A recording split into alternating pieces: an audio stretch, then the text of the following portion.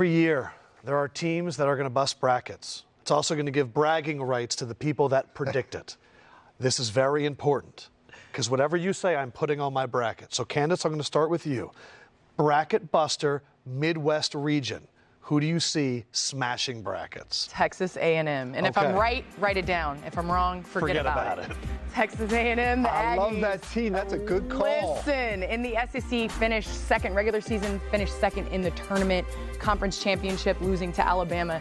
This is a dangerous team. This is a team led by their point guard. You see that downhill runner. You'll see a lot of that in the playoffs. Wade Taylor runs this team.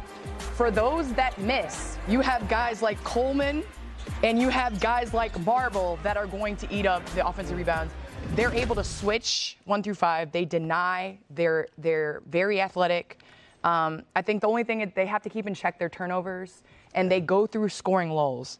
But if their guards, Wade Taylor and Radford, can take them home, and it's all about guard play in the NCAA tournament. So I think this is a team that Buzz Williams can fire up. Because they didn't like being a 7 seed. And so their strong finish in the SEC, I think they're ready for March. I was just going to say I've heard a lot of people picking Penn State, so that's a good one. I like that team. Those two guards, Boots can play, and Wade Taylor is a stud, but those two together, I think, could be one of the best backcourts in the country. And in the conference championship, if you looked, Taylor struggled. Wade Taylor struggled, and Radford did a good job picking up the pieces a little bit and getting them through it. Obviously, Alabama's a great team, but I think this team is capable of going far. Okay. I agree. I love the Cougars of College of Charleston. I like to think of myself as the Pat Kelsey of broadcasting. Kind of annoying, overly energetic and enthusiastic, but my goodness, can he coach? Only in his second year at the school. He spent a lot of time at Winthrop. They get out and go. They're 27th in the country, 29th in the country in tempo. They shoot 47% of their shots from behind the three-point line. That's what they like to do. They like to drive and kick and pitch it. They got a 6'10 sophomore, Ante Berzovic, who can score inside and out.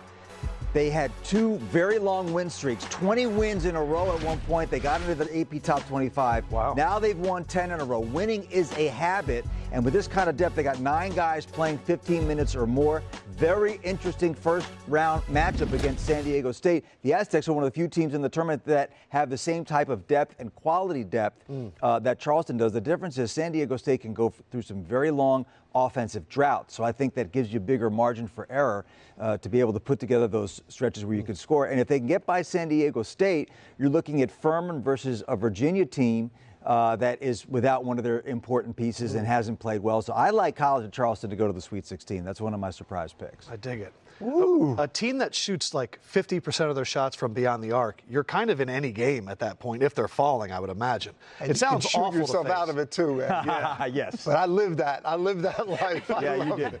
I loved it. Take us to the East bracket. I'm going to go with my dad, Big Jer, who turns 89 today. Happy birthday, Big Jer. Tom Izzo's his favorite coach. I think I used to be, but Tom Izzo is now. And rightfully so, because when it comes tournament time, Tom Izzo has a way of getting his team to play at its best at the end of the year. And they've got a lot of weapons. They've dealt with injuries this year. Joey Hauser is an explosive three-point shooter. Malik Hall's an athlete who's had some injuries but is really playing well. And Tyson Walker is one of the best guards in the country. But here's the thing. A.J. Hoggard is the key. They've been a little inconsistent because of him. He can be one of the best point guards in the country, and then he has some games where he just doesn't show up. I want to challenge A.J. He's a Philly kid, and I really believe in him. We recruited him. If A.J. Hoggard plays the way Tom Izzo wants him to play, like a Michigan State point guard, this team could advance to a Sweet 16, Final 8.